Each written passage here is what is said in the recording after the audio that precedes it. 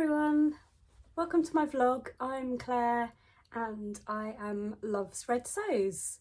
So welcome back if you are a subscriber, and if you're new here then I hope you will enjoy my vlog and consider subscribing.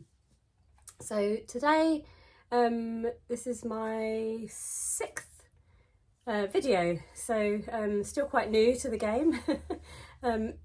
And today I am revealing my Sew Frugal make because today is the 31st of March. So this challenge is hosted by Rowan, the Yorkshire Sew Girl, and Sam, who is Frugalissima. So I believe this challenge is in year 4. I've never really participated before, but I decided to get involved this year, and the premise of the challenge is basically to pick a fabric from your stash. So you're not going out and buying a new fabric, pick a fabric from your stash and then make a free pattern. And it needs to be kind of freely accessible to anybody, so not necessarily a pattern that you've got free from a magazine or you know, free from a subscription that you belong to, but it should be free for anybody to be able to download online. So so I decided, oh, Ralph's just decided to come in and join me. I don't know if you will see him in the video or not, or whether he'll slope off again, but anyway, so I'll carry on. I decided that I would like to try the wide leg pants, which are from Peppermint magazine. So I've actually had the pattern for quite a long time, and I've been wanting to make it up for quite a long time. And I'd printed off the pattern probably maybe even a year ago or more, and I just kind of had it printed out, rolled up, and just kind of kept to one side. So I decided actually this would be the perfect time to finally try the pattern. So it took me quite a long time to decide on which measurements to go with, and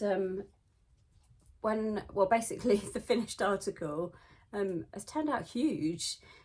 So I initially looked at my I went by the waistband sort of sizing and my waist size, because I kind of figured that it would be fairly loose fitting over the rest, so the waistband would be the most kind of fitted part of the garment.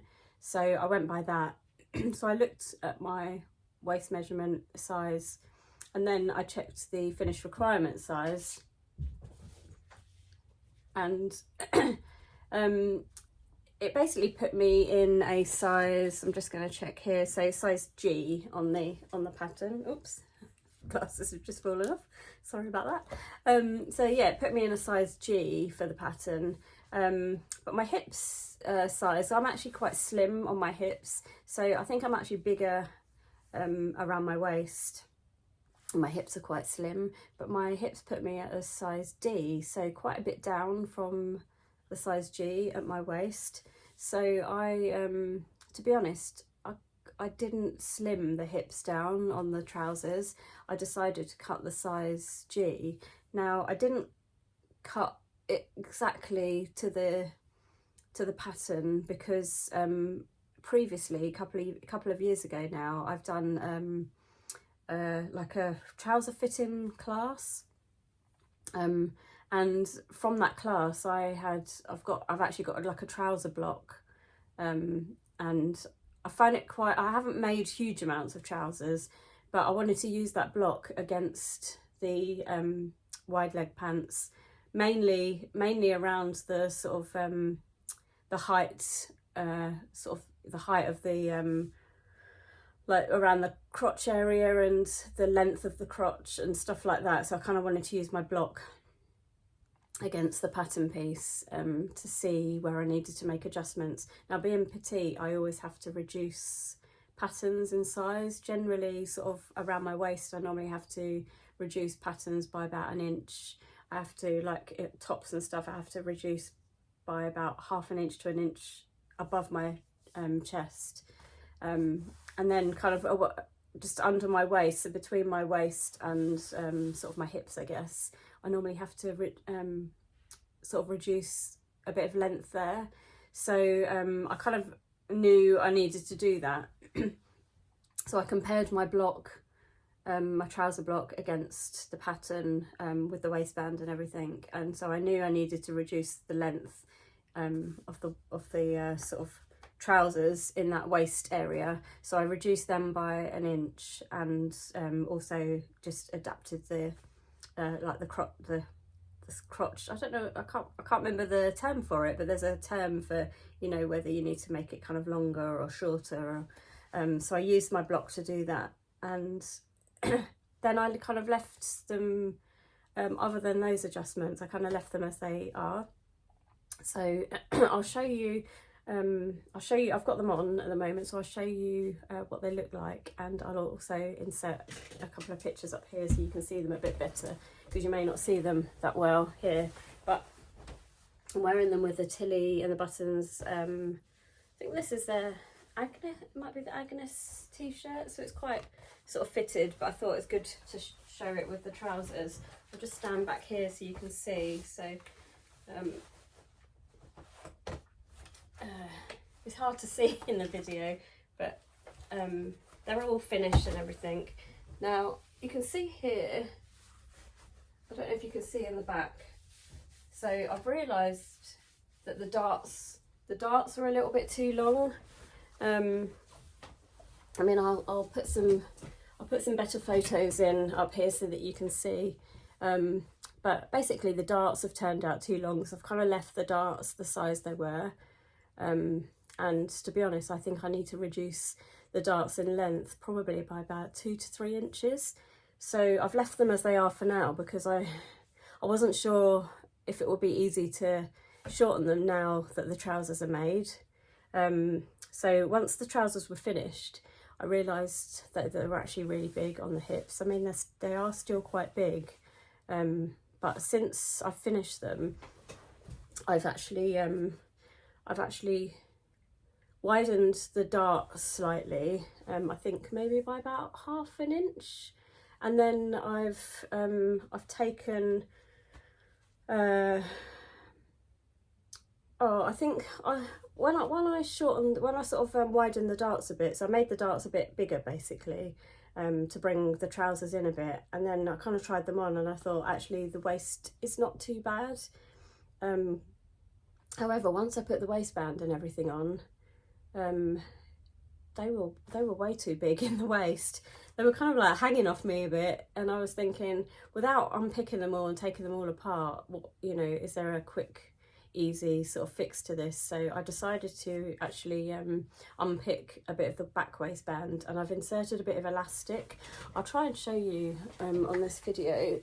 I don't know if you can see there. So it's not a huge amount of elastic, but it's just to kind of bring them in a little bit, really. And it has kind of helped, is they are much better. They're not really hanging off my waist now. They've kind of fit in my waist a little bit better. And then because I'm petite, the trousers are actually really wide. They're much wider than I was expecting them to be. So I basically I've kind of shaved off another 1/2 inch from each side seam, so the inner seam and the outer seam, really sort of right from the pockets down. But I mean, they're just about wearable, I think. But I think next time, before I make them, I'll definitely take off.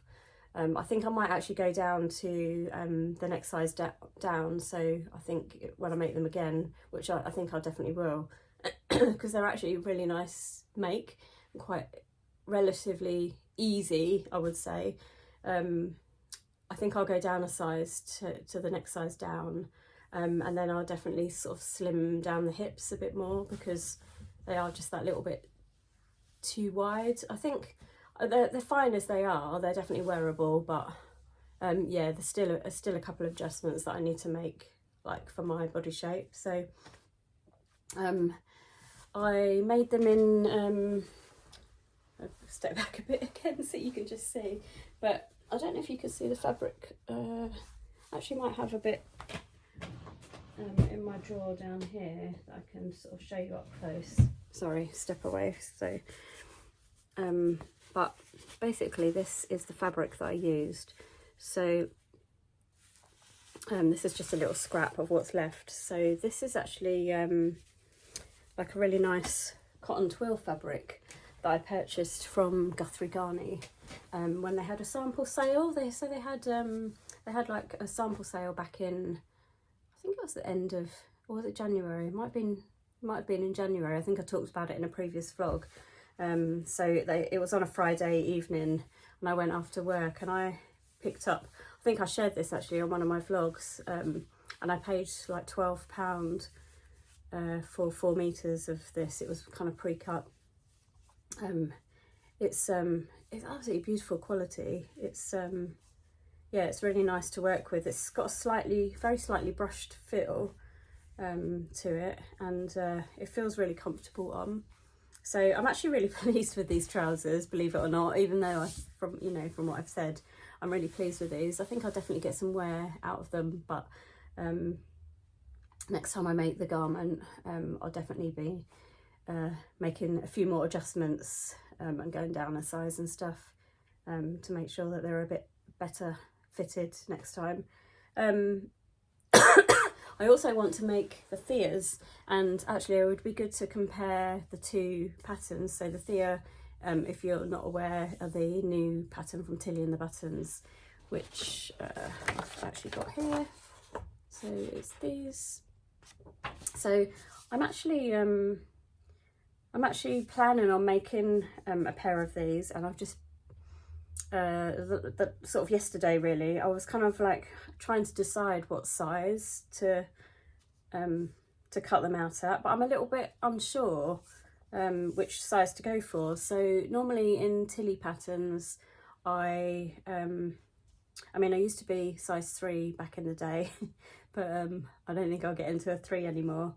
I kind of went up to a 4, and I'm kind of verging on sort of getting nearer to the size 5, I think, so somewhere between the 4 and the 5.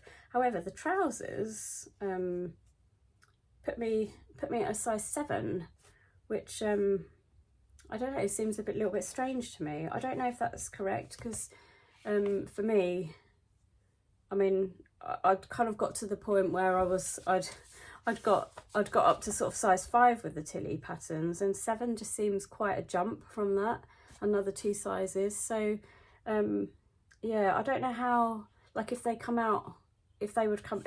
out quite big on me, and I don't want to go ahead and make them and then they end up being, you know, as big as these trousers have ended up. The size 7 on Tilly is very similar sizing to the size that I made on the peppermint wide leg pants, so it might be worth sizing down. I mean, part of me feels like I should try the 5, but then I don't want them to be too tight. So if anybody's already made them and you've got any kind of hints or tips, or how you found the sizing, is the finished garment measurements or the body measurements, are they pretty accurate on the trousers? I'd be interested to know, because I don't want to go cutting out, you know, my nice fabric and then they not be right again. So yeah, if you've got any sort of hints and tips or ideas on that, yeah, please let me know. That would be really good. So other things that I've been up to this week, I've actually cut out another Olia shirt this week. So after I made my shirt for the Sew Yellow for Endo, I actually really liked the shirt, and I could see that becoming quite a staple in my wardrobe. The sleeves obviously were too long, so I've shortened the pattern and I've cut another one out this week in this fabric. This is just a little piece. I've actually interfaced this. I think this is the placket that I've just grabbed. Now, this is quite a lightweight fabric. I think it's quite like it's quite fine. It's like I would say it's like a viscose challis. I would say it's probably going to be fairly see-through, maybe not, obviously not sheer, but I may need to wear a little cami or something underneath it. But actually, I didn't realise when I was cutting this out, sorry, I'm just having a look to show you. I didn't realise when I was cutting this out. So I bought this recently, this fabric from Simple Life Fabrics, and it was in the sale. It was really quite cheap.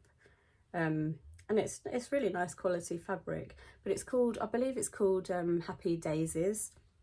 And I just thought because it's got daisies on it. However, when I was cutting it out, I realised that the daisies have actually got like little faces in them. Not all of them, but there's like these odd little faces in some of them. Like, see that little one there?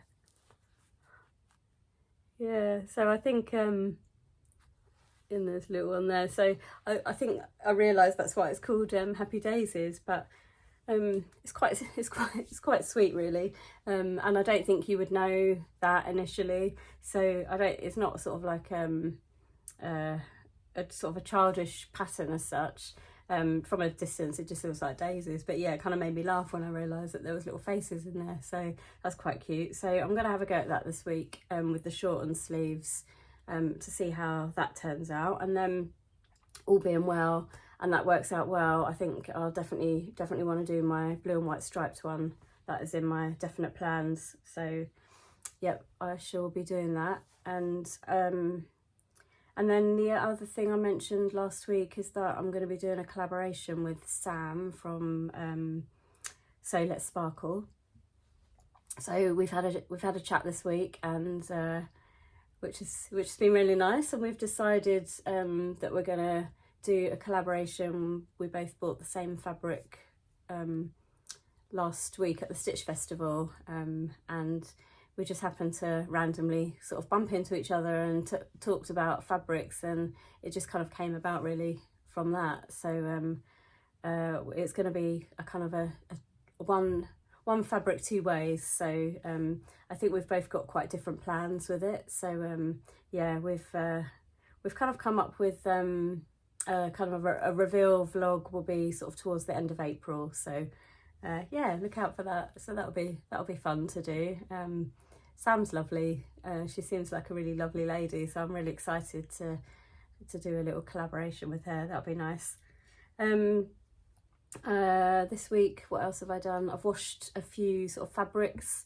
So I tend to I do always like to pre-wash my fabrics, but sometimes I don't always get time to wash them immediately as they arrive. So I kind of like put them sort of in my little, I've got like a little unit just to the side of me. I kind of put them there and then kind of wash them as I go. So I've got a little pile of fabrics at the moment that need washing. So in between my normal washing, I keep kind of like chucking a couple of fabrics in to wash. So I've done a few this week, and obviously I've washed the fabric for the Olia shirt that I've just cut out. I've washed the fabric that I'm doing the collaboration with Sam with, and I've also washed some trouser fabric as well. So I'm planning, as I mentioned, the Thea trousers. So I've washed a couple of the fabrics that I'd like to make for the Thea trousers. So I've done that. Sorry, I keep looking down because my notes are just here on my desk in front of me. So if I keep looking down, that's why. I just want to make sure that I don't forget to tell you everything that I wanted to talk about today. And then the other thing that I am planning is to join in with the challenge which is coming up in April, which is Sew April Blouse 24.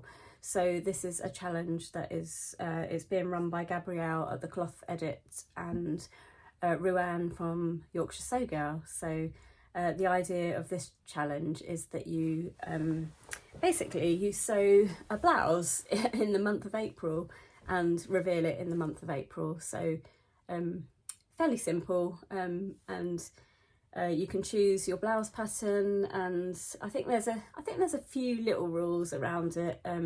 Just like obviously not a shirt, so I believe I've been looking to sort of like try and ascertain a bit more information to make sure I'm not sewing the wrong thing. But I think it's partly to do with the type of fabric that you choose, and obviously the pattern. I mean, if it's a very obvious shirt pattern, it's not really suitable, so it's more of a blouse sort of pattern. I've got a couple of ideas which I haven't fully settled on yet. So one of them is I bought quite a long time ago, I bought a kit from Guthrie and Garney. So they do the I can't remember what they're called now. Is it Sew Society kits or something? I don't really buy them. I know some people buy them regularly. I think I've bought 2 so far, and I've not made either of them yet. But one of them is the kit which had the sort of fabric that Lauren had specially designed, which is the Chickachita fabric, and it was the Marie blouse. Now I can't remember who made that. It might be By Hand London, possibly, or can't remember. I'll put the link below. So I'm kind of thinking possibly the Marie blouse, and the other option possibly the Wren blouse by Chalk and Notch. So I've got a couple of options. So yeah, I mean, if you've got any thoughts on that, let me know below. And I'll link both sort of patterns below as well, so that you've got a little bit more information.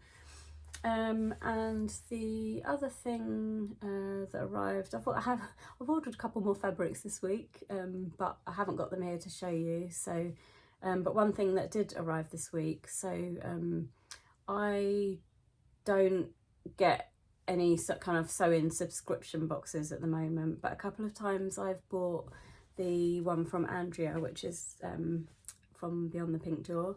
So she'll quite often post, if she's got any boxes left over, she'll quite often put a post on Instagram to say, you know, I've got a handful of boxes left if you'd like, you know, to buy one as a one-off.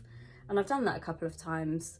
I think I may possibly in the future subscribe to Beyond the Pink Door subscription boxes, because I think, they're the Think Pink, I think they're called Think Pink subscription boxes, because I really like her sort of aesthetic, and she does pick quite nice fabrics, and every time I've seen unboxings, quite often I like the fabrics. So I've had a couple of one-offs. Anyway, for the March box, she had a handful. I think she had about 20 left actually. So I kind of snapped one of them up, and that arrived this week. So you've probably already seen lots of unboxings, so I'm not really going to do a kind of unboxing as such with it. But the theme of this month's one is so Floral Fest, which is really nice little design here, spring-like, and in it we got a little tea bag, and then a really nice coffee, like travel mug actually. So yeah, I'm definitely going to be using this. I know lots of people have been really excited about these, and it was a really nice gift to receive. It's a little bit different in the sewing boxes, but I like the fact that it's kind of branded, so you feel like you're a little part of a little clique. And obviously the tea to go with it, which would be nice. This tea bag is apple, hibiscus, spearmint and ginseng, so that sounds quite nice. So yeah, I haven't tried it yet obviously, but I will give that a go. And I think everybody got the same colour thread from what I can see. I've seen, since I opened mine, I've watched a few unboxings, because this month I believe there was like 4 colourways of the fabric, so I was kind of keen to see what everyone else got. And I think the colour of the thread is quite similar or the same that everybody's had, so I don't think that really gives away what colour fabric you've got. So I'll show you the fabric that I received. Now I've actually I don't have this fabric which is good in my stash or anything, but I had seen it online and I did quite like it, but in a different colourway. Not in this colourway. I didn't realise it came in this colourway. So the colourway that I received is this. Now I believe Ruan received this colourway, and I think there was somebody else I watched that had this. So I think it's predominantly like these greens, kind of sage and khaki greens. There's a little bit of pale blue there, mustard, and then this kind of blush and coral colours. I don't know if that's really me. I mean, I'll still definitely use it, I think, but I'm not entirely sure if it's me. It's a little bit, what's the word? It's a little bit kind of pastel-y and sort of, yeah, not necessarily my colours as such. I mean, I would have absolutely loved the one with the blue background. Out of all of the colours of these, that is my favourite. And I did consider sort of asking if anybody had received the one with the blue colour background, and if they wanted to do a swap.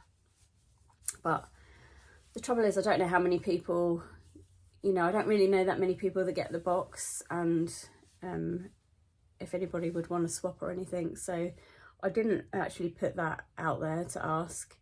If there is anybody out there that got the blue colourway and they would have preferred this one, get in touch and let me know, because I would happily swap for that one. But if not, it's fine.